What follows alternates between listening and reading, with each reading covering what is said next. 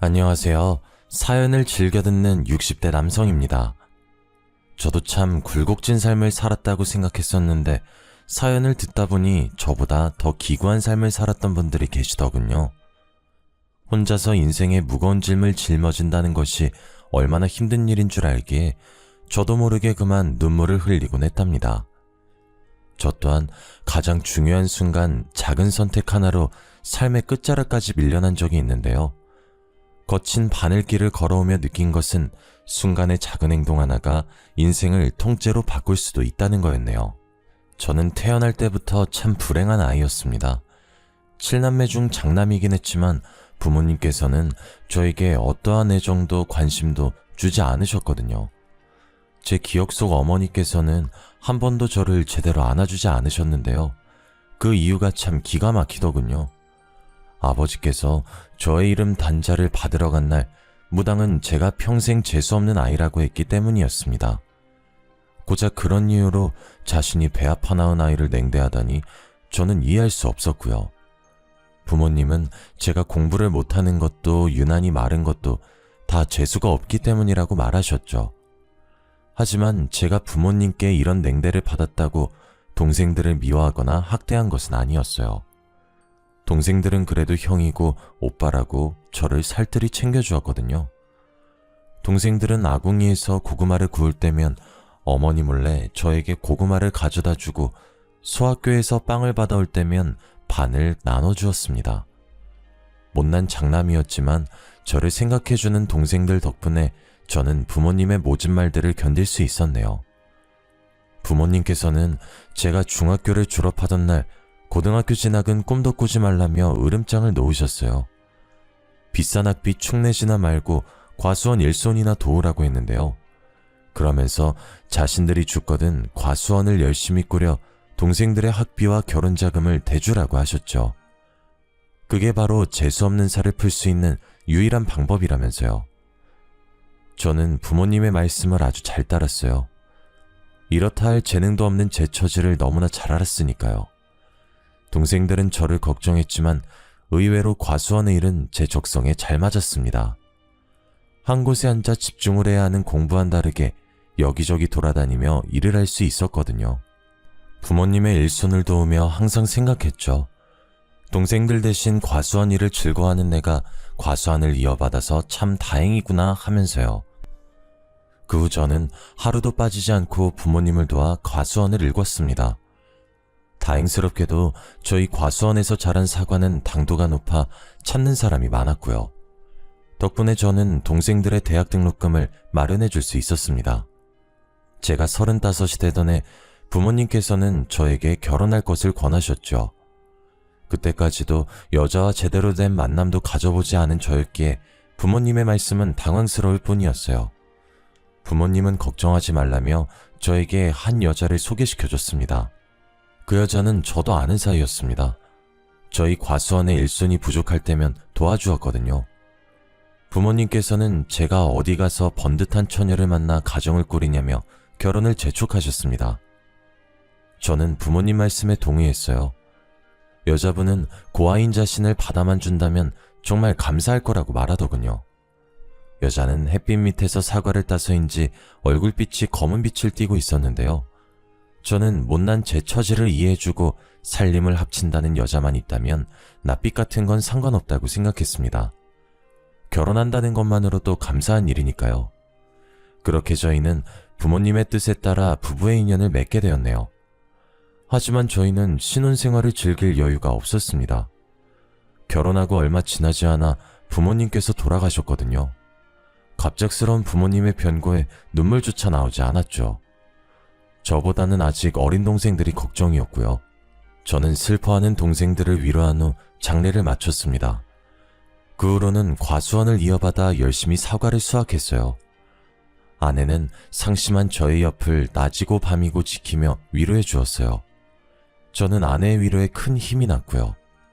아내는 자신 또한 부모님이 일찍 돌아가셔 부모를 잃은 슬픔을 잘 안다고 했습니다. 저희는 서로를 다독거렸고 비슷한 처지였던 저희는 사랑보다 끈끈한 무언가로 얽혀 있었죠. 그리고 결혼한 지 1년이 되던 해 아내는 저에게 첫 아들을 안겨주었습니다. 아들이 태어난 후 저희 부부는 더욱 돈독한 사이가 되었어요. 저희에게는 아들을 잘 키우자는 목표가 생겼으니까요. 아내와 저는 과수원을 키우기 위해 노력했죠. 하늘도 저희 부부의 노력을 알았는지 저희 사과가 지역 특산물로 선발되며 큰 인기를 끌게 되었습니다. 하지만 저희 부부에게 좋은 일만 일어난 것은 아니었습니다. 아들이 5살이 되던 해 아내는 아무 이유 없이 쓰러지는 경우가 많았어요. 병원에서는 그 원인을 알 수가 없었죠. 전 아내의 상태가 너무 걱정되었습니다. 한편으로는 저같이 못난 놈을 만나서 고생을 하는 것 같았거든요. 점점 뼈마디가 보이는 아내를 볼 때마다 미안한 마음이 들었죠. 저는 아내의 병을 낫게 하기 위해 노력했어요. 하지만 좋다고 소문이 난 약재를 구하 아내에게 먹이고 좋다는 병원을 데려가 봤지만 소용이 없더군요. 하늘이 무너지는 기분이었습니다. 아내는 점점 더 생기를 잃어갔고 그 모습을 지켜보는 저는 애만 탈 뿐이었어요. 문득 전 밝고 생기 넘치던 예전의 아내를 보고 싶다는 생각이 들었어요. 저는 아내에게 장날에 맞춰 밖을 나갈 것을 제안했어요. 아내가 평소 장날에 구경 가는 걸 좋아했거든요. 오랜만에 밖에 나온 아내는 기뻐 보이더군요. 오랜만에 보는 밝은 표정이었습니다. 그런데 구경을 하던 중 저희 앞으로 중년의 여인이 지나갔는데요. 화려한 한복을 입고 있는 그 여자는 누가 봐도 무당처럼 보이더라고요. 무당은 아내 앞을 지나가며 딱 한마디를 했습니다. 신병이 나도 단단히 났네. 어째 지금까지 살았냐? 예? 그게 무슨 말입니까? 제가 신병이라뇨. 거 순진한 사람에게 아무런 말 하지 마쇼. 딱 봐도 만만한 사람 한 명 골라 한몫 단단히 챙길 요량인가 본데 괜히 아픈 사람 건들지 말고 가던 길 가십시다. 저는 수상해 보이는 무당을 경계하며 아내를 감싸 안았습니다. 무당은 기가 차닿는 듯 웃더라고요. 무당은 저고리 안쪽에 방울을 꺼내 흔들며 아내 앞으로 다가왔어요. 갑자기 무당이 방울을 흔들자 시끄러운 소리가 귓가를 어지럽혔습니다. 하지만 아내만큼은 두 눈을 감으며 평안한 표정을 지었어요. 남편이란 작자가 지 아내 죽어가는 줄도 모르고 아주 명줄을 잡아먹는구만. 지금까지 안 죽고 버틴 것도 용해. 내가 살다 이리 재수없는 사내는 또 처음 보는구만. 지 애미애비는 물론 아내까지 죽일 팔자를 타고났어. 이렇게 천한 팔자를 타고났어야. 무당은 아내가 가엾다는 듯 머리를 쓸어 넘겼습니다. 그러면서 눈물을 글썽거렸고요. 이 불쌍한 건 일찍이 애미애비도 여의고 혼자서 얼마나 힘들었을꼬. 신기가 이리도 강한데 자기 짝도 아닌 사내와 한 입을 덮고 살아 얼마나 괴로웠을지 눈에 선하구나 아가. 지금까지 혼자서 아주 잘 참았다. 이제는 내가 널 살려주마. 예, 제발 그렇게 해주세요. 이대로 가다간 정말 죽게 생겼어요. 아들 생각해서 참으려고 하지만 하루하루 산중상이 되어가는데 차라리 죽으면 편할까 생각한 적이 한두 번이 아니었어요. 제발 저 좀 사람처럼 살게 해주세요. 아내는 이미 무당에게 휘둘려 있었습니다. 지나가던 사람들이 쳐다보는 것도 아랑곳하지 않고 무릎을 꿇었어요. 더러운 시장바닥에 머리를 조아리기까지 했습니다. 저는 함부로 아내의 마음을 들쑤시는 무당에게 버럭 화를 내버렸습니다. 그러자 무당은 저를 위아래로 훑어보았네요. 아내가 불쌍하다면서요. 지 처가 죽어가는데 끝까지 눈 하나 깜짝 안 하다니. 이제 옆에서 제 처 죽는 꼴만 지켜보면 되겠다. 뭐 그게 싫으면 5천만 원을 들고 다시 찾아오시던지. 무당은 아내에게 자신을 신어머니로 모시면 살 수 있다고 말했습니다. 아내는 금방이라도 따라 나갈 듯 굴더라고요. 저는 열심히 아내를 붙잡았어요. 그러자 아내는 발악을 하며 저항했죠. 온갖 설득 끝에 간신히 아내를 집으로 데려올 수 있었네요. 아내는 집으로 온 후부터 계속해서 저를 원망했습니다. 제가 고생만 한 자신을 죽이려고 난리라면서요. 그러면서 당장 5천만 원을 내놓으라고 하더군요. 숨이 턱 막혔습니다. 5천만 원이라니 너무나 큰 돈이었어요. 아내는 당장 무당에게 가야 한다며 악을 썼는데요. 물론 5천만 원이 큰 돈이긴 했지만 제가 돈 때문에 아내를 말리는 것은 아니었어요. 사실 제가 아내를 말리는 데는 다 그만한 이유가 있었네요. 부모 없이 시골에서만 자란 아내는 세상 물정이 약했거든요. 사람을 쉽게 믿는 아내는 못된 마음을 먹는 사람에게 표적이 되기 좋았고요. 한 번은 다단계에 휘말려 전 재산을 날릴 뻔한 적도 있었습니다. 전 아내에게 정말 신병이 맞다면 다른 무당을 찾아가 보자 설득했어요. 하지만 아내는 그 무당이 아니면 안 된다며 고집을 부렸죠. 더 말리려 했지만 아내는 급기야 주방에서 날카로운 걸 들고 오더니 손목을 긁었지요. 이렇게 사느니 차라리 그냥 죽겠다면서요. 곧바로 응급실에 갔지만 아내는 치료를 거부하며 난동을 부렸어요.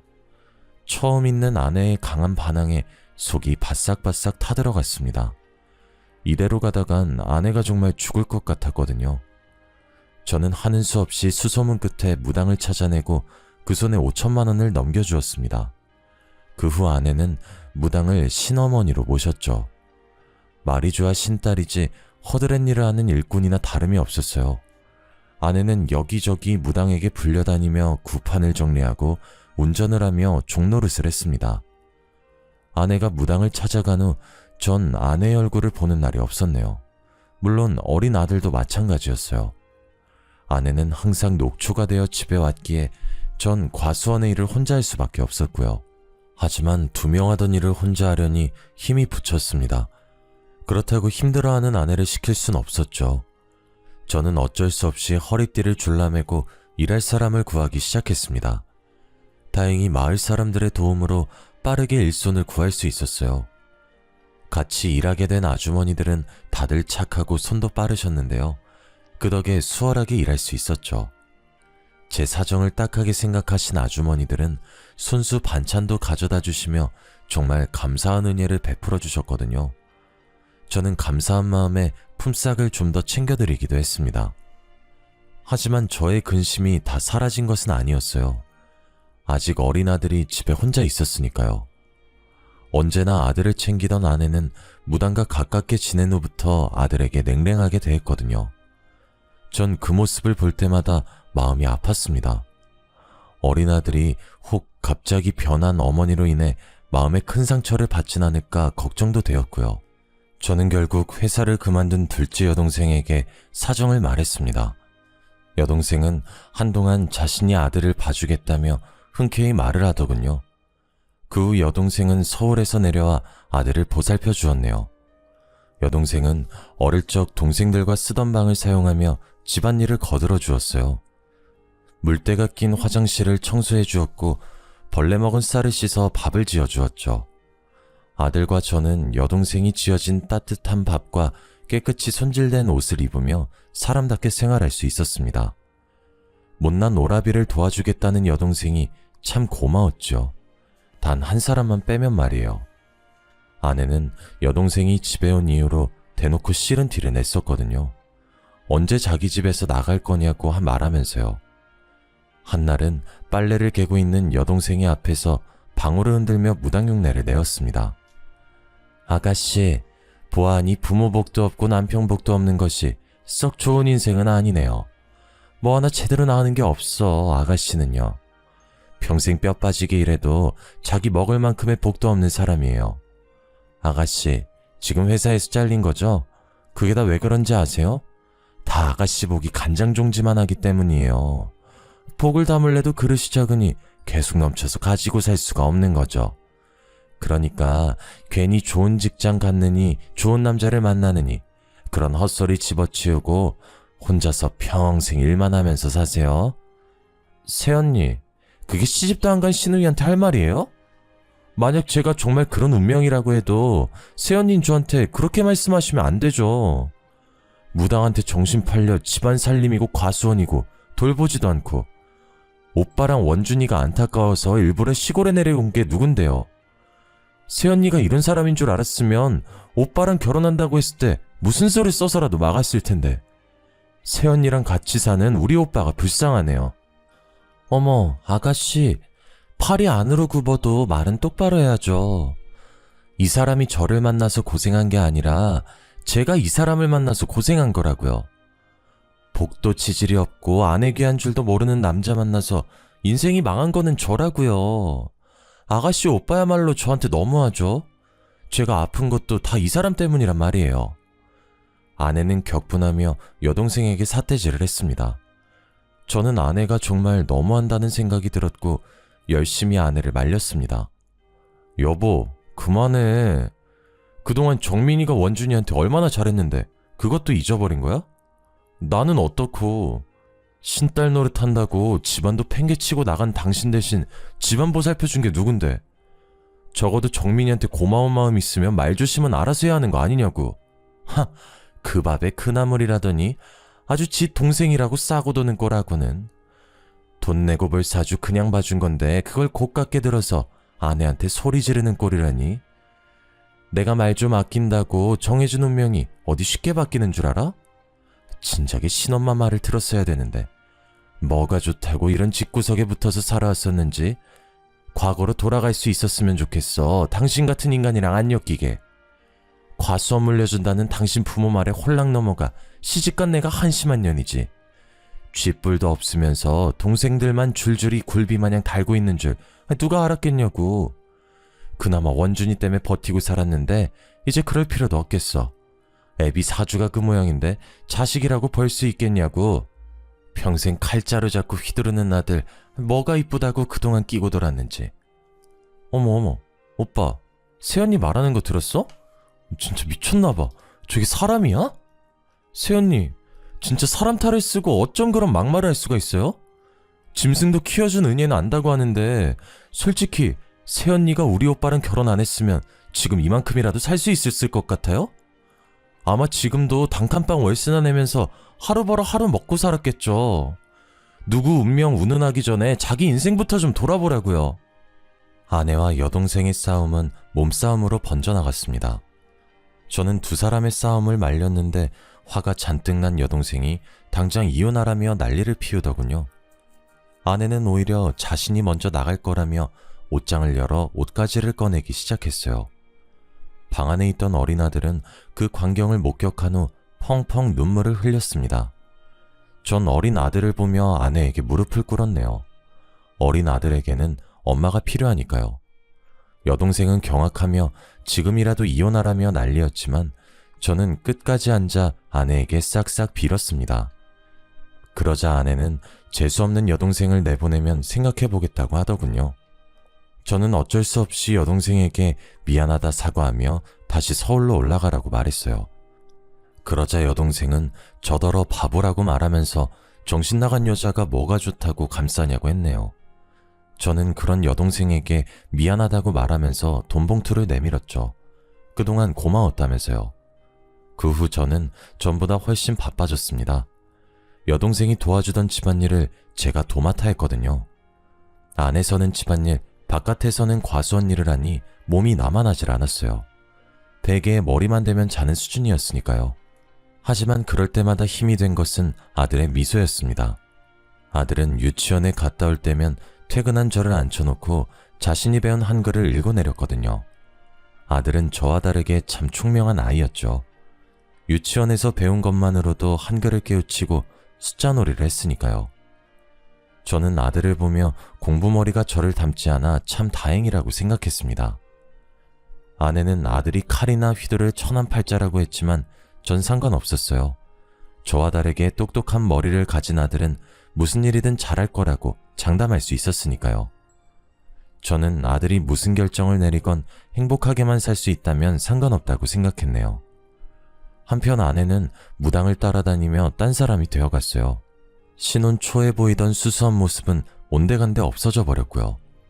화장이라고는 모르던 아내는 어느새 얼굴 전체를 화장으로 떡칠하고 다녔습니다. 검었던 얼굴은 허여멀겋게 분칠을 하면서요. 그뿐만이 아니었습니다. 평소 소심한 성격으로 동네 사람들에게 말도 못 걸던 아내는 마을을 휘젓고 다니며 마을 사람들에게 행패를 부렸죠. 나이가 많이 드신 어르신께는 살 날이 얼마 안 남았다며 말을 했고 자식이 타지에 나가 있는 분들께는 자식 복이 없다며 악담을 했습니다. 좋은 일이면 모르겠지만 아내는 항상 남들에게 안 좋은 점만을 말하면서 다녔습니다. 마을에서 아내에 대한 인식은 날이 갈수록 나빠만 졌어요. 저만 보면 아내가 이상해졌다며 한마디씩 거들 정도로 말이에요.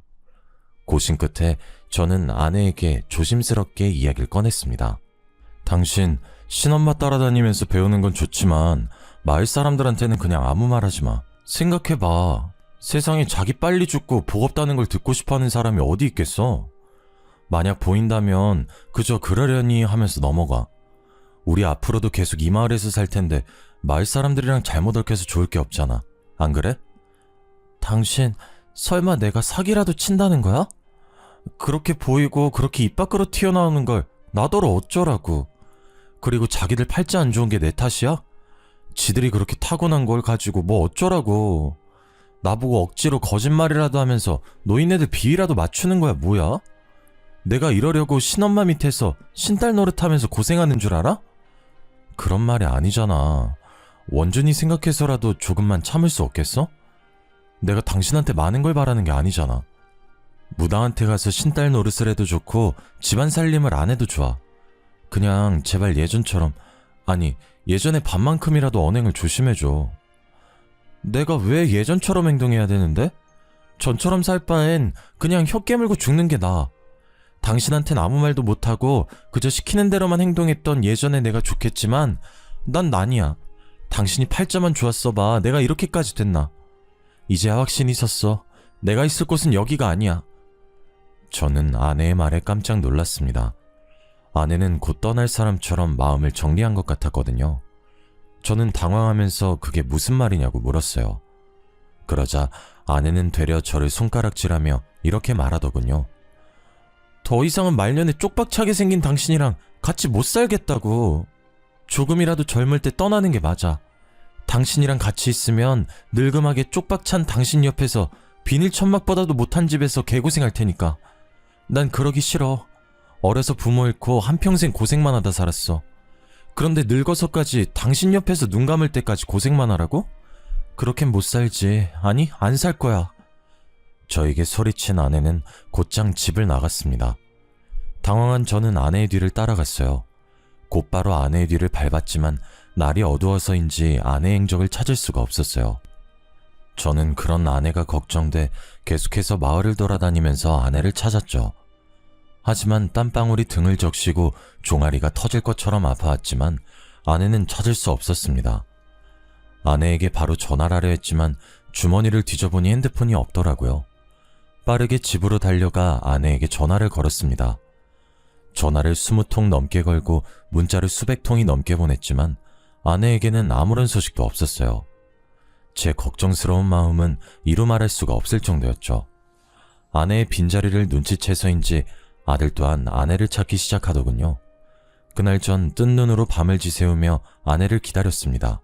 아침이 밝아오고 전 집에서 아내를 기다리고 싶은 마음이 굴뚝 같았어요. 그렇지만 사과를 수확해야 하는 시기이기에 그럴 수가 없었죠. 저는 혹시나 아내가 돌아올까 하는 마음에 쪽지 하나를 남겨둔 채 과수원으로 떠났습니다.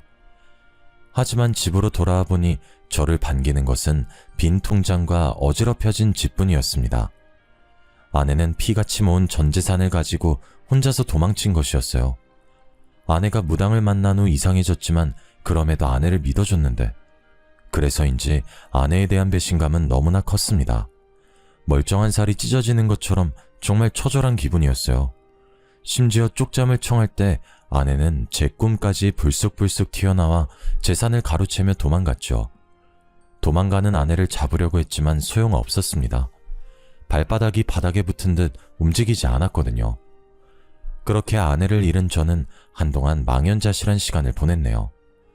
폐인처럼 살던 저를 일으켜 세워준 것은 아들이었습니다. 아들은 그저 누워만 있는 저에게 냉장고를 뒤져 먹을 만한 음식을 가져다주며 제 옆을 지켜주었는데요. 저는 그런 아들을 보면서 다시 살아보자는 의지를 불태웠네요. 처음에는 혼자서 아들을 어떻게 키울 수 있을까 앞이 막막했습니다. 생각을 하려고 해도 눈에 안대를 씌운 듯 캄캄하게만 느껴질 뿐이었어요. 하지만 아들을 굶길 수 없었던 저는 억지로 정신을 차리기 위해 애썼습니다. 자존심을 버리고 동생들에게 돈을 빌리는 것부터 시작했죠. 제 사정을 들은 동생들은 군말 없이 돈을 빌려주었습니다. 주말이 되면 동생들은 하나같이 저희 집으로 모여들었어요. 여동생들은 반찬을 가져오며 살림살이를 채워줬습니다. 남동생들은 과수원에 모여들어 저의 일손을 도와주었고요. 그렇게 저는 동생들의 도움으로 천천히 자리를 잡을 수 있었습니다. 제 마음 한구석 깊이 상처를 준 아내 또한 차츰차츰 잊어가게 되었죠. 제가 과수원을 돌보는 사이 아들은 말썽 한번 부리지 않고 커갔어요. 엄마의 빈자리가 그리울 만도 한데 못난 아비를 생각해서인지 힘든 기색 한번 보이질 않는 아들의 모습은 참 짠할 정도였습니다. 그럼에도 아들은 늘 스스로 노력해 매번 전교 1등 성적표를 쥐어주면서 절 기쁘게 해주었네요. 아내는 아들이 칼이나 잡을 천한팔자라고 말했지만 저는 상관없었습니다. 가장 힘든 순간 힘이 되어준 아들은 세상에서 가장 소중한 보물이었으니까요. 하나밖에 없는 소중한 아들은 제 삶의 유일한 희망이자 삶의 이유였죠. 저는 아들을 생각하며 더 이를 악물고 일을 했어요. 결국 전 농약 없이 당도 높은 사과를 만들어냈고 저희 과수원 사과는 입소문을 타고 점점 유명해졌습니다. 그러던 중 대기업 소속 식품회사에 다니던 동생은 저희 과수원의 사과로 사과 주스를 만들자고 사업을 제안했어요. 농약 없이 당도 높은 사과로 주스를 만든다면 대박이 날 거라면서요. 처음에는 동생의 제안을 거절하려 했지만 동생은 이렇게 말하더군요. 평생 시골 과수원에서 썩느니 한번 도전해보는 게 어떠냐고요. 결국 저는 새로운 것에 도전하기로 마음을 먹었습니다. 제안을 받아들인 저는 동생과 함께 과수원 옆 작은 공간을 빌려 사과 주스를 만들기 위해 노력했어요. 수차례의 실패와 좌절 끝에 저는 동생과 함께 사과 주스를 출시했네요. 결과는 그야말로 대박을 쳤습니다. 특히 어린아이들을 기르는 엄마들 사이에서 인기가 좋았어요. 농약을 넣지 않아 어린아이들이 먹기 좋다고 소문이 났거든요. 그 후 저는 동생과 함께 사업을 시작했습니다. 그리고 처음으로 이사를 결심했죠. 아들에게 더 나은 교육 환경을 제공하고 싶은 마음 때문이었어요. 제 바람대로 이사를 온 후 저는 처음으로 아들을 입시학원에 보내주었습니다. 원래 머리가 좋던 아들은 학원 아이들을 금방 따라잡더군요. 도시에서도 내놓으라 하는 인문계에서 전교 1등을 도맡아 하던 아들은 결국 서울대 의대를 가게 되었습니다. 정말 감사하고 기쁜 일이었죠. 동생들은 하나같이 아들을 축하해줬고요. 제 사업 또한 점점 커져만 갔어요. 사업이 점점 커짐에 따라 믿을 만한 사람들이 필요하다고 생각했는데요. 그래서 저는 다른 동생들 모두에게 같이 사업을 꾸려나가자고 제안을 했어요. 동생들은 그 제안을 흔쾌히 따라줬고요. 시간이 흘러 어느덧 50대 중반을 바라보고 있었습니다. 동생들은 혼자가 된 지 수십 년이 지난 저에게 재혼을 하라고 제안했어요. 하지만 저는 그럴 수 없었네요. 아내가 도망간 탓에 호적 정리도 되지 않은 상태였거든요. 괜한 분란을 만들고 싶지 않았어요. 제 속마음을 알게 된 동생들은 이혼 변호사를 섭외해 왔는데요. 변호사는 배우자가 3년 이상의 생사불명 상태이면 혼자서도 이혼을 할 수 있다고 조언해 주었습니다. 가정 파탄의 전적인 요인은 모두 아내에게 있었기에 일은 쉽게 해결됐고요. 저는 동생들의 도움으로 제 호적에 남아있는 아내를 훌훌 털어버릴 수 있었습니다. 그리고 저에게도 따뜻한 사랑이 찾아왔어요. 바로 꽃집을 운영하던 여자였죠. 아이를 가질 수 없는 몸으로 전 남편에게 이혼을 당하고 지금까지 혼자 산다고 했는데요. 그러면서 저에게 혼자서 아들을 훌륭히 키워내다니 정말 대단하다고 말해주었습니다. 고운 얼굴만큼 마음씨도 고운 그 여자에게 푹 빠져버렸어요. 저는 그 여자에게 고백을 했고 그렇게 늙은 나이에 재혼을 하게 되었어요. 아내는 다정하고 참한 사람이었습니다. 남들에게 휘둘리지 않는 강단도 있었고요. 저는 그 점이 참 마음에 들었어요. 아들 또한 자신을 친아들처럼 살뜰하게 챙겨주는 아내를 무척 마음에 들어 했죠. 아무도 강요하지 않았지만 먼저 가서 어머니라고 부를 정도였습니다.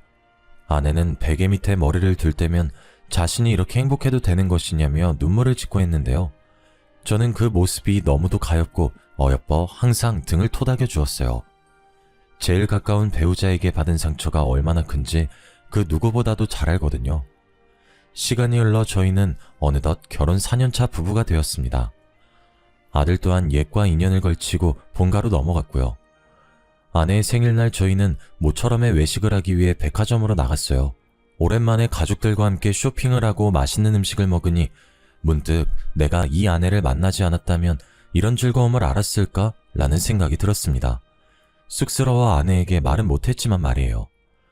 밤이 되고 백화점 폐점 시간이 다가왔습니다. 저희도 집으로 갈 채비를 하였고요. 그런데 백화점에서 얼마 떨어지지 않은 곳에서 풀빵을 파는 노파가 있더군요.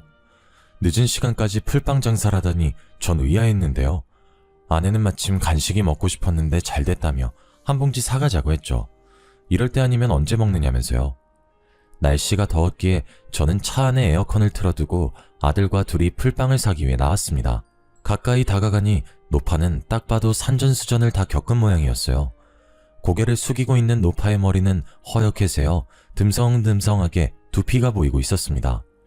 풀빵을 굽는 손가락 끝은 다 꼬부라져 있었고요. 저는 짠한 마음에 지갑에 들고 있던 현금을 다 꺼내 노파에게 건네주었습니다. 노파는 은인을 만났다며 감사해했죠. 그러면서 보답으로 자신이 운명을 받을 수 있다고 말하더군요. 옆에 있던 아들은 제법 흥미가 당기는 모양이었어요. 아버지 기억 안 나? 왜 어머니가 집 나가기 전에 나한테 그랬다며 평생 칼이나 휘두르고 사는 백정팔자였다고 했잖아. 아버지한테는 말년에 쪽박찰상이라고 했고 재밌을 것 같은데 한 번만 보고 가자, 응? 아내의 영향으로 미신을 믿진 않았지만 한 번쯤은 봐도 상관없다고 생각했어요. 아들 또한 자신의 운명을 궁금해했고요. 저는 노파에게 저와 아들의 운명을 봐달라고 말했는데요. 노파는 자신에게 손을 내밀어 보라고 하더군요. 거칠거칠한 노파의 손바닥에 제 손을 올리자 노파는 탄식하면서 말을 이었죠. 아이고 어쩜 이리 보기만 했고 초년중년에 가세가 기울고 아내가 떠나는 팔자지만 말년에 돈방석에 앉은 팔자라니 평생 돈 걱정은 없겠구려. 게다가 자식복도 많아 평생 아들에게 효자받으며 살 팔자라니 정말 부럽구려. 부러워. 고개를 푹 숙인 노파는 제 손을 한참 만지작거렸습니다. 그리고 노파가 고개를 드는데 전 노파의 얼굴을 본 순간 경악할 수밖에 없었어요. 바로 집을 나갔던 전 아내였거든요. 마지막으로 만났을 때보다 얼굴이 훨씬 상해 있었지만 저는 단박에 알 수 있었습니다. 아내라는 것을요. 저는 너무 놀라 여보라고 소리치고 말았어요. 그러자 노파는 깜짝 놀라며 제 이름을 부르더군요. 전처에게 왜 이런 행색으로 풀빵이나 팔고 있냐 묻자 전처는 그저 눈물만을 흘렸습니다. 집에서 도망쳐 나간 전처는 제게서 훔친 통장을 무당에게 갖다 바쳤다고 했어요.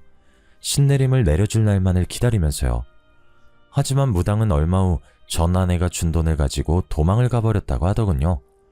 무당 한 사람을 믿고 도시로 건너온 아내는 낙동강 오리알 신세가 되었다고 말했습니다. 다른 무당을 찾아가 신내림을 받으려 했지만 그저 잠시 잡기가 쉬운 것이지 신기가 온 것이 아니라며 윽박만 들었다고 하면서요. 결국 오갈 데가 없어진 아내는 부잣집 식모로 들어가 어렵게 삶을 이어갔다고 설명했네요. 그러던 중 주인집 아들은 아내가 아이를 낳지 못한다는 이야기를 듣고 홧김에 불이 붙은 장작을 휘둘렀는데요. 그 앞을 지나가던 아내가 튀어오른 불씨를 맞고 그만 실명을 했다고 말했습니다. 그 후 눈이 먼 전 아내는 주인집에서 얼마 안 되는 돈을 받고 쫓겨났는데요. 그마저도 사기를 당해 전부 날려버렸다고 했어요. 실명으로 눈앞이 안 보여도 신기하게 다른 사람의 손을 잡으면 얼추 그 사람의 흘러가는 인생 정도는 알 수 있게 되었다며 눈물을 글썽이더군요. 그 재주로 풀빵 장사를 하면서 간간히 사주를 봐주며 살았던 것이죠. 아이고, 내가 그때 그 무당년 말만 안 들었어도 이런 쌩고생은 안 하는데 그때 뭐에 홀려서 남편이랑 피덩이 같은 아들을 버리고 도망쳤는지 내가 미친년이지. 전처는 아들과 저를 버리고 무당을 따라간 것이 천추의 아니라며 가슴을 두드렸어요. 물론 전처가 원망스럽긴 했지만 이런 식으로 망가지길 바란 건 아니었거든요. 아들 또한 마찬가지였고요. 전처는 때가 꼬질꼬질하게 낀 티셔츠로 눈가를 닦더니 그래도 다행이라며 한박 웃음을 지었죠. 그래도 늙음하게 부자 남편이랑 의사 아들을 만나다니. 내가 말년에 두 사람 만나려고 지금까지 쌩고생하면서 이리저리 발벗고 뛰어다녔나 보네. 당신도 내가 얼마나 그리웠겠어. 나도 당신한테 받은 상처 같은 거는 다 잊을 테니 당신도 다 잊고 우리 다시 새 출발하는 기분으로 살자고요. 아들, 그동안 엄마 없어서 많이 보고 싶었지? 어디 이리 가까이 좀 와봐. 애미가 눈이 멀어서 아들 얼굴도 못 보니 만져보기라도 하자꾸나. 우리 아들이 칼 잡는 팔자를 타고났다 무당년이 짓거렸었는데 의사가 되었을 줄이야. 내가 꿈에도 생각을 못했네. 호강은 무슨 호강이에요? 아빠 재혼한 지가 언젠데. 뭐? 그게 무슨 말이야? 네 아빠가 재혼을 했다니. 아니, 내가 이렇게 멀쩡하게 살아있는데 누가 재혼을 한다는 거야? 당신 설마 나 없다고 빈집에 딴 여자라도 얹히고 살았던 거야? 당신 마누라는 거지처럼 여기저기 떠돌아다니면서 손가락 꼬부라지도록 일만 하면서 살았는데 당신이 나한테 어떻게 그럴 수가 있어? 그래도 명색에 내가 아는데 끝까지 기다렸어야지. 그럼 아빠는 도망간 마누라 죽었는지 살았는지도 모르는데 그냥 기다리면서 평생 혼자 지내야 된단 말씀이에요? 먼저 남편하고 아들 버리고 간 게 누군데 이러세요. 저희 아빠가 왜 그런 호의를 베풀어야죠? 저요, 이날 이때까지 살면서 엄마한테 밥 얻어먹은 일이 기억이 손에 꼽아요. 제 기억 속에 엄마는 맨날 무당집에 불려나가고 집에서는 저한테 칼 휘두르는 백정팔자라면서 학대했던 것밖에 없다고요. 말년에 고생하기 싫다면서 우리 버리고 갈 땐 언제고 이제 와서 아빠가 벌어놓은 돈으로 호강하면서 살겠다고요? 절대 안 될 말이죠. 원준이 말이 맞아. 먼저 우릴 버린 건 당신이잖아. 당신 나가고 우리가 얼마나 힘들게 살았는 줄 알아? 혹시라도 도망 나갔던 당신이 우리 생각나 돌아올까 몇십 년 동안 이사도 안 가고 그 시골집에서 기다렸어. 나는 꿈에서도 도망가는 당신 붙잡으려고 안간힘을 썼고 근데 다 부질없는 짓이더라. 당신은 끝까지 안 왔거든. 원준이랑 내 마음속에 당신은 이미 죽은 존재야. 당신이 사람답게 살게 돕긴 하겠지만 이전처럼 우리 세 식구 같이 사는 일은 없어. 제 말에 전처는 땅을 치면서 후회하는 듯 했어요. 자신의 인생이 너무 한탄스럽다면서요. 그리고 뒤이어 아내가 차에서 나오더군요. 오랫동안 오지 않은 저희가 걱정되었던 모양이었죠. 아내는 전처를 보더니 깜짝 놀라며 김씨네에서 일하던 식모가 맞냐고 물었어요. 세상에, 여기서 만날 줄이야. 나 기억 안 나요? 왜, 나랑 같이 살았었잖아요, 김씨네에서. 나 그 집 며느리였는데. 그때 내 사주 봐줬던 걸로 기억하는데 맞죠? 나한테 애도 못 낳고 남편한테 소방 맞아서 쫓겨날 팔자라고 했잖아요. 그때는 그 말이 참 기분 나빴는데 지금 생각하니까 맞는 말이었어요. 애 못 낳는다고 쫓겨난 건 사실이니까. 그래도 다행이지 뭐예요. 말년에 이렇게 멋진 남편이랑 든든한 아들까지 생겼으니 말이에요. 생각지도 못한 아내와 전처의 인연에 저희는 말을 잇지 못했습니다. 전처는 하염없이 울기만 했고요. 그런 모습이 불쌍했는지 아내는 자신의 힘이 닿는 데까지 도움을 주고 싶다고 말하더군요. 그 후 전처는 아들의 도움을 받아 대학병원에 갔습니다. 실명한 눈을 되살릴 수 있는지 보려고요. 하지만 검사 결과 전처의 눈은 완전히 실명 상태였어요. 손가락 또한 너무 많이 써서인지 관절염이 이미 진행된 상황이었죠. 전처의 몸은 수십 년의 세월을 증명해주듯 망가질 대로 망가져 있었습니다. 결국 일상생활을 할 수 없었던 전처는 요양원으로만 가야만 했어요. 과거에 저를 버리고 떠나간 전처를 고급 요양원에 보내줬습니다. 아내는 계속해서 전처가 불쌍하다며 짠하게 말하길래 모든 사실을 털어놓기로 결심했습니다. 제 과거를 알게 된 아내가 떠날까봐 두렵긴 했지만 언제까지 비밀로 하고 살 순 없는 노릇이었으니까요. 모든 사실을 털어놓자 아내는 저를 이해해 주었습니다. 그러면서 우리의 인연이 생각지도 못하게 얽혀 있었다고 말했어요. 아내는 평생 고생만 하면서 살았던 사람이 부족하지 않게 지원해 주라며 오히려 전처를 더 챙겨주었죠. 저는 아내의 고운 마음씨에 감동하고 말았습니다. 그 후 아내를 설득해 한 달에 한 번씩 전처를 보러 가게 되었어요. 애석하게도 전처는 아직도 그놈의 복타령을 하면서 신세 한탄을 풀어놓기만 하더라고요. 평생 고생만 하다가 못된 사람에게 걸려 망가진 전처를 볼 때마다 참 마음이 아파옵니다. 제가 하는 조언을 조금만 들었더라면 이렇게까지 비극으로 치닫진 않았을 텐데 참 가슴이 아려오곤 하네요. 하지만 전처와 저는 이미 끝난 인연이기에 그 이상 도와주는 건 안 될 말이겠죠. 어떤 사람들은 사람은 정해진 복대로 사는 것이라고 말하는데요. 저는 그렇게 생각하지 않습니다. 사람은 노력과 기회로 나아가고 또 그걸 토대로 성장해 나아가는 거니까요. 사연을 들으시는 여러분께서도 꼭 주어진 기회를 놓치지 말고 자신이 원하는 방향의 삶을 사시길 바랍니다. 운명은 스스로 개척해 나아가는 거니까요. 길었던 제 사연 들어주셔서 감사합니다.